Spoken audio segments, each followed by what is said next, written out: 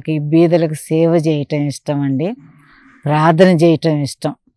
ముఖ్యంగా బీదలకు సేవ చేయాలనేది, ఏ ఫీల్డ్లో ఉన్న బీదలకి నేను సేవ చేయాలనేది ఏదో నాలో తపన. నేను సిస్టర్ని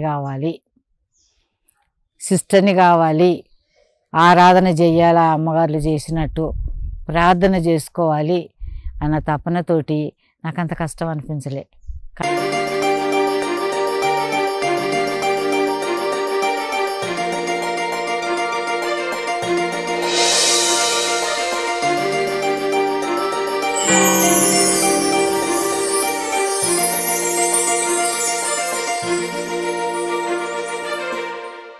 నా పేరు సిస్టర్ మోనిక. నేను గంజి మర్రెడ్డి స్లేవమ్మకు 1945 సంవత్సరంలో రెంటచింతలు అనే గ్రామంలో జన్మించాను. అది అమ్మమ్మోళ్ళ ఊరు. అక్కడే నేను 4th క్లాస్ వరకు ఉండి చదువుకున్నాను. ఆ గ్రామం అంటే నాకు ఎంతో ఇష్టం.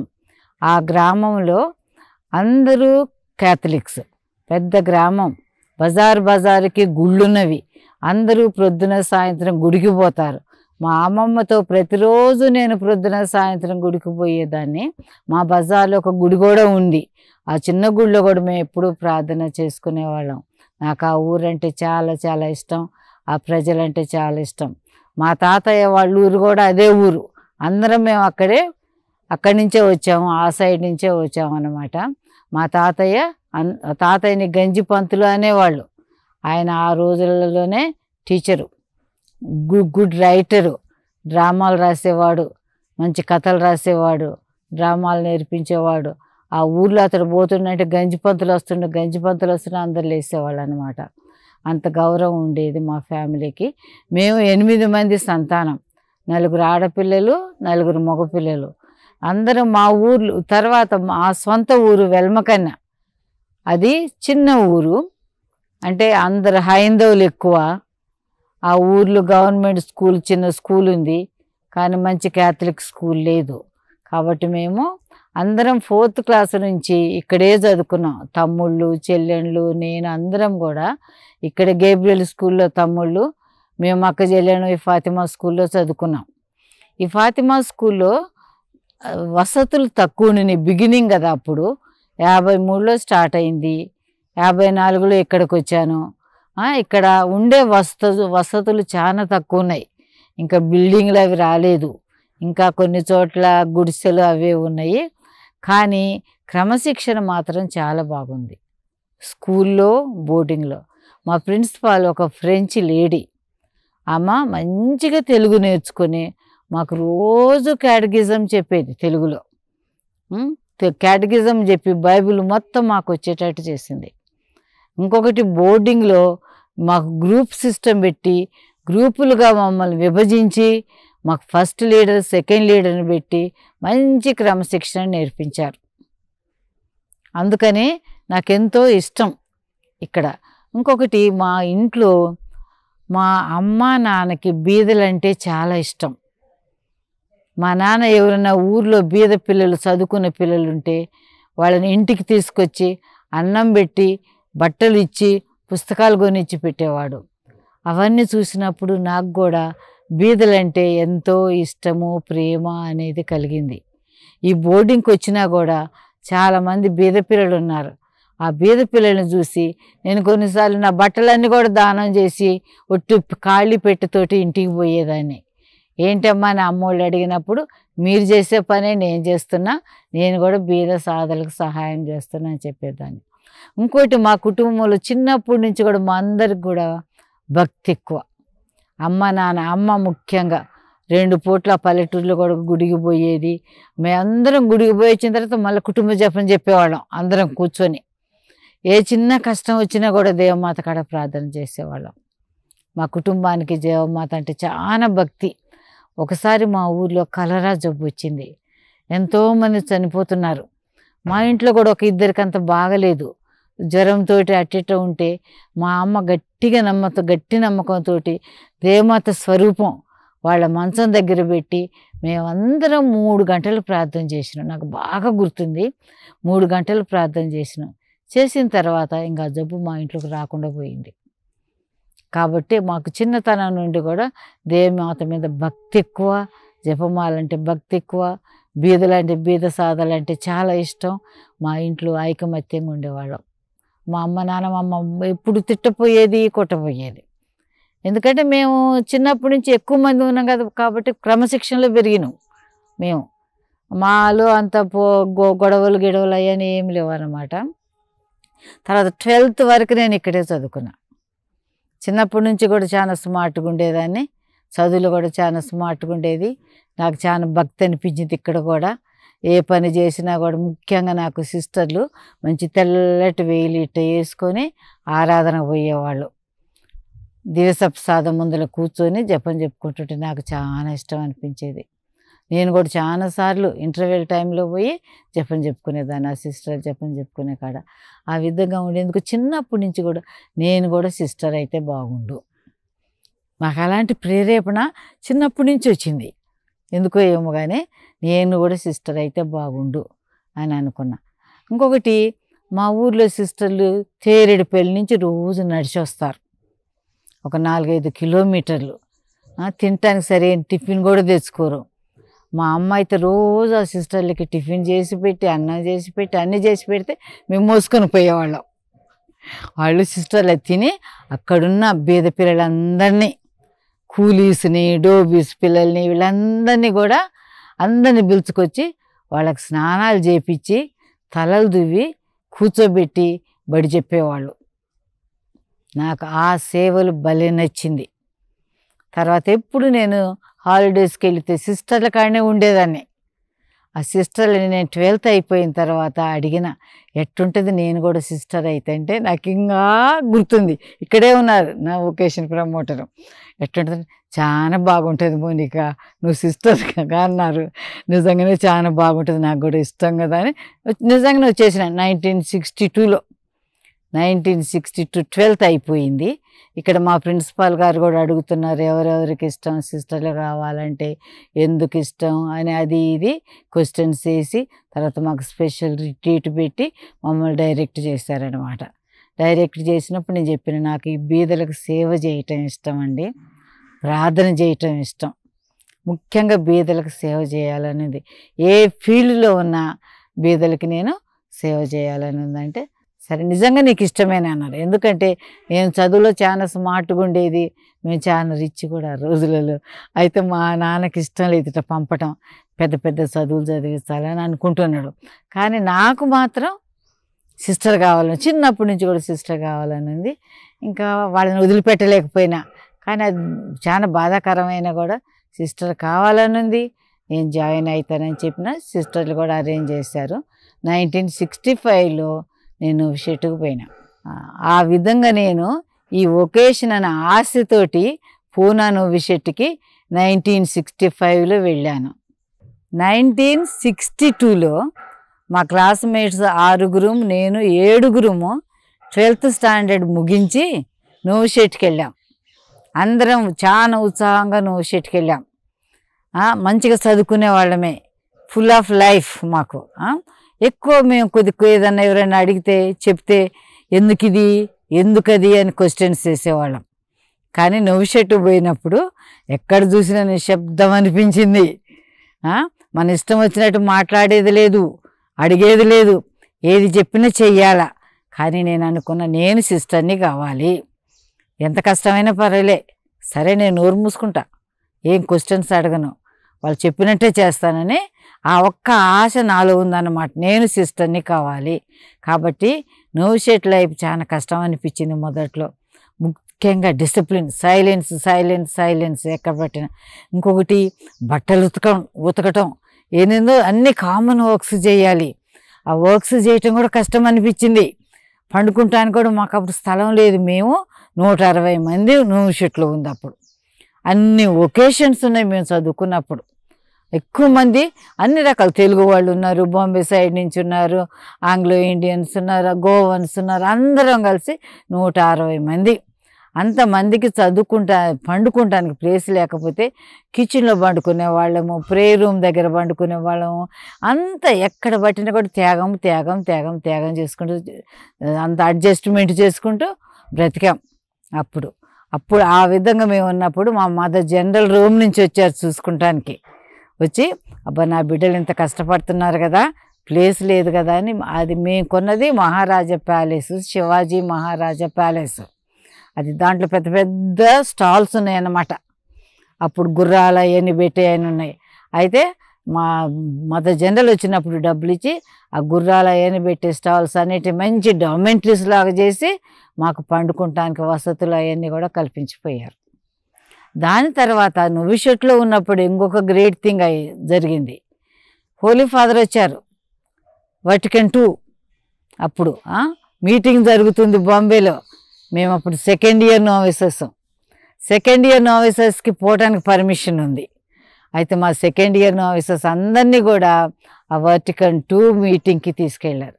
అది మా జీవితంలో పెద్ద గ్రేట్ అనిపించింది. అప్పుడే మా తల్లిదండ్రులు కూడా ఊర్ల నుంచి విచారణ గురువు వాళ్ళందరినీ కూడా బస్సులేసి మీటింగులు తీసుకొచ్చారు. అప్పుడు మా తల్లిదండ్రులు చూసే ఛాన్స్ కూడా దొరికింది. అది కూడా చాలా గ్రేట్ అనిపించింది. నేను నోవిషెట్కి రాబట్టి కదా హోలీ ఫాదర్ని చూసిన, మా పల్లెటూరులో ఉంటే నేను చూడపోదును అన్నట్టుగా చాలా సంతోషం అనిపించింది. ఈ ఫస్ట్ ఇయర్ సెకండ్ ఇయర్లో కొద్దిగా డిసిప్లిన్ కష్టంగా ఉండింది, సైలెన్స్ కష్టంగా ఉండింది, ఫుడ్ చాలా పూర్గా ఉండేది, ఇంకా అడ్జస్ట్మెంట్ కూడా కష్టంగా ఉన్నా ఏదో నాలో తపన, నేను సిస్టర్ని కావాలి, ఆరాధన చెయ్యాలా అమ్మగారులు చేసినట్టు, ప్రార్థన చేసుకోవాలి అన్న తపనతోటి నాకు అంత కష్టం అనిపించలే.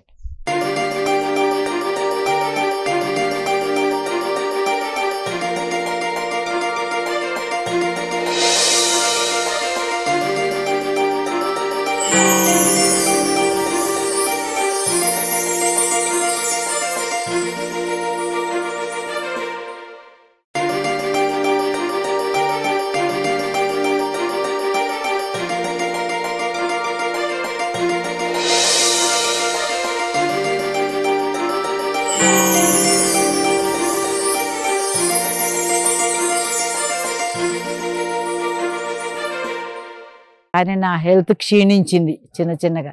సెకండ్ ఇయర్లోనే నన్ను రోమ్కు పంపాలని చూశారు. కానీ ఆ హెల్త్ బాగలేకపోతే పంపకుండా ఇంకా ఆ విధంగా 65లో మాట పట్టు తీసుకున్నా. 65లో కానీ నేను సంతోషంగానే ఉన్నాను. విషయంలో కూడా నాకు కష్టం అనిపించింది కానీ సంతోషంగా ఉన్నా. చాలా విషయాలు నాకు మీనింగ్లెస్ అనిపించింది. మనం ఏదన్నా చిన్న తప్పు చేస్తే పెద్ద పెనాన్స్ ఇస్తారు, చుట్టూ తిరగాల, ఇది పెద్ద పెద్ద శిక్షలు, ఏంది ఇదంతా సోది అని అనుకునేదని. కానీ ఇట్టుంటేనే మనం అమ్మగారులు అవుతాం, లేకపోతే అని ఆ ఉద్దేశంతో నాకు కొద్దిగా ఎంత కష్టం అనిపించినా కూడా సంతోషంగా నేను సిస్టర్ని అయినా. నోవిషెట్ కూడా నాకు సంతోషమే అనిపించింది. ఆ విధంగా అడ్జస్ట్మెంట్ చేసుకున్న తర్వాత, కాకపోతే నా హెల్త్ బాగలేకపోతే నేను రోమ్కి అప్పుడు పోలేకపోయినా. అప్పుడు నాకేం రాశారు, నా దోస్తులు, మాకు దోస్తులు ఉంటుంది ఒకటి, ఎప్పుడు జాయిన్ అయింది, ఎప్పుడు మాట పట్టు తీసుకుంది అంతా రాసి ఉంటుంది. దాంట్లో రాశారు ఫైనల్ ప్రొఫెషన్ అయిన తర్వాత మోనికకి రోమ్కి పోయే ఛాన్స్ ఇవ్వాలని రాసింది దాంట్లో. ఇక తర్వాత నా నోవిషెట్ అయిపోగానే అదృష్టం మేము మా ఆరుగురిని స్టడీస్ పంపించారు మా ప్రొవిన్షియల్ గారు. ఎందుకంటే మేము మంచిగా స్మార్ట్గానే ఉండేవాళ్ళం. అందరం 12th చదువుకొని పోయినాం. అందరిని, కొంతమందిని విజయవాడకి, కొంతమందిని మెడ్రాస్కి పంపించారు.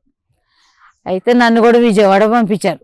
ఒక వారం రోజులు ఉన్న తర్వాత ఒకరోజు మెడిటేషన్ చేసుకుంటుంటే పూజ అయిపోయిన తర్వాత మా సుపీరియర్ వచ్చి, మోనిక నువ్వులే స్టేషన్కి పోవాలన్నారు. నాకేం అర్థం కావటం లేదు, ఎందుకు స్టేషన్కి అయ్యేమని. అయితే నువ్వు రా పెట్టొద్దు, ఏమొద్దు, నువ్వు రా అంటున్నారు. అయ్యి సిస్టర్, బట్టలు sister, pen sister, pencil sister, ఏమి లేదు కదా, నువ్వు రా అని తొందర నన్ను తీసుకొని స్టేషన్కి పోయి నన్ను మెడ్రాస్ ట్రైన్ ఎక్కించిండ్రు. ట్రైన్ ఉంది అక్కడ, ట్రైన్ పోయేటట్టుంది. మెడ్రాస్ ట్రైన్ ఎక్కించిన టికెట్ లేదు. టికెట్ మాస్టర్ చెప్పారు, ఒక టికెట్ కొని సిస్టర్కి ఇవ్వండి అని చెప్పారు. ఇంకా నాకు ఏంది ఇటు తీసుకుపోతారండి మళ్ళీ అనుకున్న, ఒబీడియన్స్ అంటే ఇటునే ఉంటుందేమో. ఆ రోజులు అన్నారు కదా, ఎక్కడికి పంపినా పోవాలి, నోరు తెరవకుండా పోవాలి, మనం అడగొద్దు ఎందుకు అని. అని అన్నీ ఇచ్చారు కదా, అన్ని క్రమశిక్షణ నేర్పించారు కదా. దాంతో ఇంకా నాకు ఇదేనే ఇంకా ఒబీడియన్స్ అంటే ఫస్ట్ ఒబీడియన్స్ కదా అని పోయినా. మెడ్రాస్ స్టేషన్ చేరాక అక్కడ సిస్టర్లు వచ్చారు, తీసుకుపోయారు. తీసుకుపోయిన తర్వాత నాకు ఇంకా గుర్తుంది, అసిస్టెంట్ నా ఎత్తే ఉంటుంది ఆమె, మోనిక నువ్వు స్నానం చెయ్యవా అన్నది. నేను పెద్దగా ఏడ్చిన, నాకు బట్టలు లేవు ఏమి లేవు సిస్టర్, ఇట్లా జరిగింది ఇదంటే అవునవును చెప్పారు, ఫోన్ చేసి చెప్పారు, తర్వాత నీ లగేజ్ పంపుతున్నారు తర్వాత అని ఆమె పినపరు బట్టలు అన్నీ ఇచ్చి, తర్వాత పుస్తకం పెన్ను పెన్సిల్ అన్నీ ఇచ్చి లెటర్ రాపించి అన్నీ చూసుకున్నారు. నాకు వాళ్ళ ప్రేమ టచ్ అయిపోయింది. ఎందుకంటే నాకు తెలియదు ఆ సిస్టర్లు, నేను వాళ్ళకి తెలియదు, కానీ అంత ప్రేమతోటి చూసుకున్నారు వాళ్ళు. చూసుకున్న తర్వాత మెడ్రాస్లో చాలా బాగా అనిపించింది. స్టడీస్ కూడా ఎంత ఇక్కడ చదువుకొని పోయినా కూడా మా స్టాండర్డ్ తక్కువ అనిపించింది. మేము తెలుగు మీడియంలో 12th వరకు చదివాము. మెడ్రాస్లో ఇంగ్లీష్ మీడియంలో చదవాలంటే కొద్దిగా బ్యాక్వర్డ్గానే ఉన్నప్పుడు అక్కడ ఎక్కువ మంది సిస్టర్లు యూరోపియన్స్ ఉన్నారు మాకు అక్కడ, చాలా మంచి వాళ్ళు. అయితే ఇంకా మేమేం చేసాం, నేను నాతోటి ముగ్గురం పోయినాం అనమాట మెడ్రాస్కి. క్లాస్ పోయి టీచర్లు చెప్పేది, మా సిస్టర్లని క్లాస్లో ఏం అడగకండి, వాళ్ళకి సరిగ్గా ఇంగ్లీష్ రాదు, నేర్చుకుంటున్నారు. నాకు చాలా టచ్ అనిపించింది ఆ కన్సర్న్, ఎంత కన్సర్న్ చూపించారని. ఆ విధంగా మేము బాగా ఇంప్రూవ్ అయ్యి ఫ్రెంచ్ నేర్చుకున్నాం, ఇంగ్లీష్ నేర్చుకున్నాం, డిగ్రీ పూర్తి చేసాం అక్కడే. ఆ సిస్టర్లు కూడా ఎంతో కైండ్గా ఉండి మంచిగా చూసుకున్నారు మమ్మల్ని. మెడ్రాస్లో మా కమ్యూనిటీలో పెద్ద కమ్యూనిటీ, మేము దాదాపు 60 మంది దాకా సిస్టర్స్ ఉన్నాం అక్కడ. ఒక 23 లెక్చరర్స్ ఉన్నారు, మిగతా ఒక 30 మంది దాకా స్టూడెంట్స్ ఉన్నాం. అందరం మేము డిఫరెంట్ స్టేట్స్ నుంచి వచ్చిన వాళ్ళం అక్కడ ఉన్నాం. అందరం కలిసి చదువుకుంటాం, చాలా బాగా అనిపించింది. ఒక పెద్ద స్టడీ హాల్ లాగా ఉండేది, అక్కడ మేమందరం కూడా కూర్చొని చదువుకునేవాళ్ళం. మంచిగా అంటే చాలా జాలీగా అనిపించింది ఆ లైఫ్. స్టడీస్ కొద్దిగా హార్డ్గా ఉండేవి, కానీ తర్వాత సెకండ్ ఇయర్లో పికప్ చేసాము. థర్డ్ ఇయర్ కల్లా అందరం కూడా మంచిగానే పాస్ అయ్యాము. ఇంకొకటి పెద్ద లెక్చరర్స్ అందరం కలిసి మధ్యాహ్నం అన్నం తినగానే ప్లేట్లు కడగాల అందరం. ఆదివారం వచ్చిందంటే కిచెన్లో పోయి హెల్ప్ చేయాలి. ఇంకో మంగళవారం వచ్చిందంటే అందరం విజిట్ పోవాలి, జనాలను చూసి రావాలి. ఈ విధంగా అందరం కలిసి అన్నీ చేస్తుంటే వీళ్ళు లెక్చరర్స్, వీళ్ళు పెద్దోళ్ళు, మేము చిన్నోళ్ళు అన్న భావమే లేకుండా చాలా మంచిగా ఉంది, మంచిగా సంతోషంగా ఉన్నాం, అన్నీ నేర్చుకున్నాం. ఇన్స్టిట్యూట్ అంటే కూడా చాలా ఇష్టం అనిపించింది. ఇంకా చదువుకొని అయిపోయిన తర్వాత ఫైనల్ ప్రొఫెషన్కి టైం అవుతుంది. అందుకని దానికి ముందు ఎక్కడైనా ఒక కమ్యూనిటీ ఎక్స్పీరియన్స్ ఉండాలి, ఎక్కడైనా కమ్యూనిటీలో ఉండి పని చేయాలి. అందుకని నన్ను తెలంగాణకు పంపించారు. భీమనపల్లి చిన్న గ్రామం, అక్కడ కరెంటు లేదు. నేను పోయినప్పుడు బావి నుండి నీళ్లు చేదుకోవాలి, బస్సులు లేవు. ప్రొద్దున 4 గంటలకు ఒక బస్సు ఉంటుంది, సాయంత్రం 8 గంటలకు ఒక బస్సు ఉంటుంది హైదరాబాద్ పోవాలంటే. ఇంకెక్కడికి పోవాలన్నా మనం 8 కిలోమీటర్లు బండి కట్టుకొని పోవాలి. చాలా కష్టం అనిపించింది అక్కడ. మీ సిస్టర్లో 6 ఉన్నాం, 7వ క్లాస్ వరకే అక్కడ ఉంది. నాకు అంటే డిగ్రీ అయిపోయింది కదా అని ఏం చేశారు, హెడ్ మిస్టర్స్కి పెట్టారు ట్రైనింగ్ లేకుండా. అయితే ఇంకొక సిస్టర్ నాతోటి పని చేస్తున్నారు, ఎల్జిబిటీ సిస్టర్, ఆమెకు అన్ని పనులు వచ్చు. అయితే అన్నది కదా, నేను చేసి పెడతలే మోనిక, నువ్వేం బాధపడగాకు అన్నది. అంటే సరే అమ్మగారండి, సరే అని మంచిగా ఉండేది. మేము ఆమె చూసుకునేది ఎక్కువ, నేను చదువు చెప్పేదాన్ని. అన్ని క్లాసులకి ఇంగ్లీషు అది ఇది చెప్పుకుంటూ పోయేది. ఆ రోజులలో ఊర్లలో సిస్టర్లు అన్ని పనులు చేసేవాళ్ళు. అయితే ప్రజలు చాలా మంచివాళ్ళు, మంచిగా అన్ని క్రాప్స్ పండించేవాళ్ళు అన్నమాట. ముఖ్యంగా మా సిస్టర్ మిర్చి సీజన్ వచ్చిందంటే ఇంకా మాకు బస్తాలు ఇచ్చి, అమ్మ చేలకు పోయి మిరపకాయలు పెట్టించుకొని రాపోండమంటారు. ఆ సిస్టమ్ అప్పుడంతా ఊర్లలో. అంటే ఓ దేవుడా, ఊర్లలో పోవాలా అని అనుకొని సరే పోదాం అనుకొని బస్తా తీసుకొని పోతుంటే ఆ ఊరోళ్ళు ఏం చేస్తారు, గేటు దగ్గర, అమ్మగారండి బస్తా మాకు ఇవ్వండి, ఈ బండిలో వేసుకొని పోయి సాయంత్రం నిండుగా నింపుకొని తీసుకొస్తాం అని నిండుగా నింపి మిరపకాయలు తీసుకొని మా ఇంటికి తీసుకొచ్చేవాళ్ళు. అంత మంచోళ్ళు ఆ జనాలు.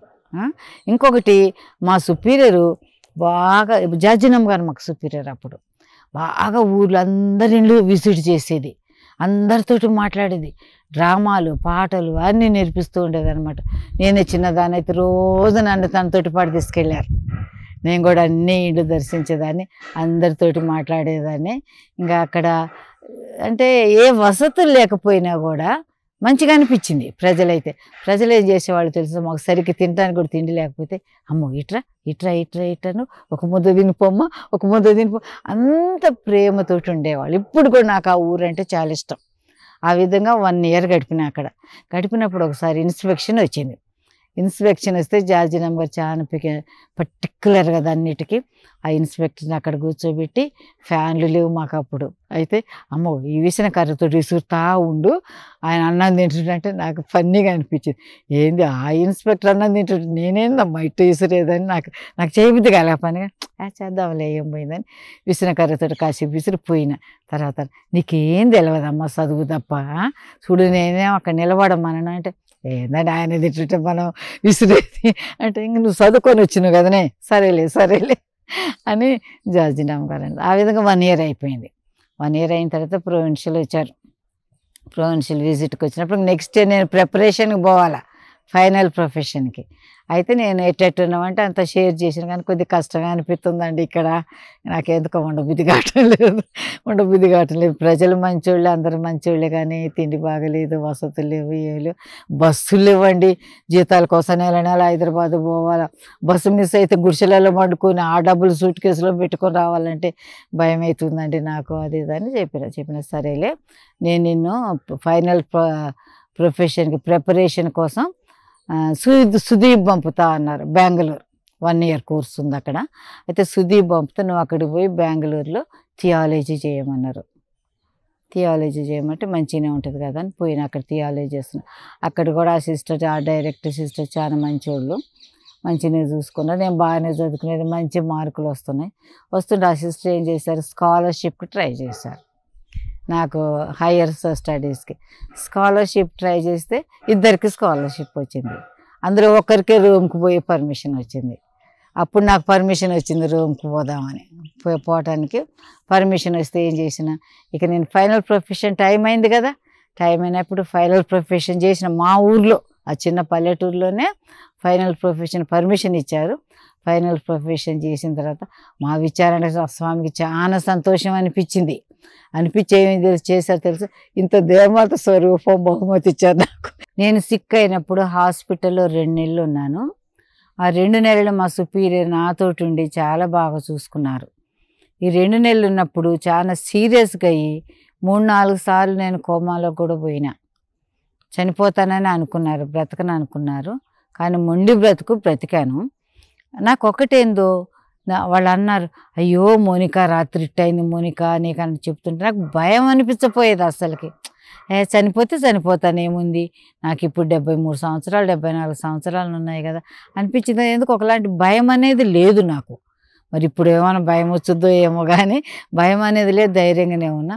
ఆ విధంగా 2 నెలలు హాస్పిటల్లో ఉన్న తర్వాత ఇంకా ప్రొవిన్షియల్ ఇంకెలాగా నువ్వు రికవర్ కావు మోనిక అని ఇక ఆ హాస్పిటల్ సిస్టర్ కూడా చెప్పారు, సిస్టర్ మోనికని ఎక్కడైనా హాస్పిటల్స్ దగ్గర ఉన్న చోట పెట్టండి, తనకి హెల్త్ బాగలేదని. అప్పుడు ఏం చేశారు, కాజీపేట వెళ్తామంటే నేను వెళ్తాను సిస్టర్ అన్నా. ఈ Fatima Nagar home for the aged అని అప్పుడే డిస్కషన్లో వచ్చి అంతా అరేంజ్ చేస్తున్నారనమాట. అటుపక్క రూమ్స్ అన్నీ సిక్ పీపుల్కి అరేంజ్ చేశారు. ఈ ప్లేస్ అంతా చాలా ప్లెజెంట్గా ఉంచారు. టైం టేబుల్ అదంతా కూడా సిక్ పీపుల్ సరిపోయినట్టే ఉంది. ఇక్కడ తీసుకొచ్చిన తర్వాత నాకు అడ్జస్ట్మెంట్ చాలా ఈజీ అనిపించింది. ఎందుకంటే అందరం ఒక కోవకు చెందిన వాళ్ళమే. ఫ్రీ ఉన్నప్పుడల్లా జపదండలు చెప్పుకునేవాళ్ళం, అందరం కలిసి ప్రేయర్ చేసుకునేది, గాస్పుల్ చదువుకునేది, మంచిగా అనిపించింది. అక్కడ మన కమ్యూనిటీలో ఉంటే వాళ్ళ పని మీద వాళ్ళు ఉంటారు, మనం ఒక్కరం ఇంట్లో ఉంటాం, కొద్దిగా లోన్లీగా అనిపించింది అనమాట. కాబట్టి నాకు ఇక్కడ వాతావరణం నచ్చింది, ఇక్కడ గుడి నచ్చింది, ప్రేయర్స్ కూడా బాగా అనిపించింది. ఎందుకంటే మనం ఇప్పుడు చేసేది ఏం పని లేదు కాబట్టి నేను నా ప్రేయర్స్లోనే నా టైం స్పెండ్ చేస్తున్నా. అందరి కోసం ప్రార్థన చేసుకుంటా, ఒకేషన్స్ కోసం ప్రార్థన చేసుకుంటా, దిక్కులేని వారి కోసం ప్రార్థన చేసుకుంటా, మా ఫ్యామిలీ కోసం ప్రార్థన చేస్తా, మా ఫ్యామిలీలో చచ్చిపోయిన కోసం ప్రార్థన చేస్తా. ఆ విధంగా నా ప్రార్థనల వలన నేను ఇప్పుడెంతో సహాయపడుతున్నానని నాకు తృప్తిగా ఉంది. కాబట్టి నాకు అనిపిస్తుంది కదా, తృప్తిగా ఉంది. కానీ మేము సిస్టర్స్ అయినప్పుడు గుంపెడు మంది సిస్టర్స్ అయ్యాం. తల్లిదండ్రులు ప్రోత్సహించారు, మాకు ఉత్సాహం అనిపించింది. ఇప్పుడు తల్లిదండ్రులకి ఇంట్రెస్ట్ ఎక్కువ, వాళ్ళ పిల్లల్ని హయ్యర్ స్టడీస్కు పంపుకోవాలనుకుంటున్నారు.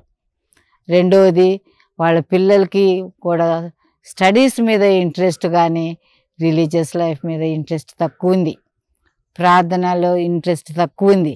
కాబట్టి నేను చేసే మనవి ఏంటంటే, మీ పిల్లల్ని కూడా చదివించండి, చదువుతో పాటు దైవభక్తి నేర్పించండి, దైవభక్తితో పాటు దైవ పిలుపు కూడా వచ్చేటట్టు ఉత్సాహపరిచి వాళ్ళని దైవసేవ కోసం అంకితం చేస్తే బాగుంటుందని కోరుకుంటున్నాను అందరినీ. నన్ను మలచిన దేవ అనే కార్యక్రమం ద్వారా నాకు దివ్యవాణి వాళ్ళు ఇంత ఛాన్స్ ఇచ్చినందుకు, నా దైవ పిలుపుని గురించి మాట్లాడుతూ మిమ్మును కూడా ఆ విధంగా చేయమని మనవి చేయమని అడుగుతున్నందుకు, ఈ ఛాన్స్ దొరికినందుకు దివ్యవాణి వాళ్ళకి ఎంతో కృతజ్ఞతలు అర్పించుతున్నాను.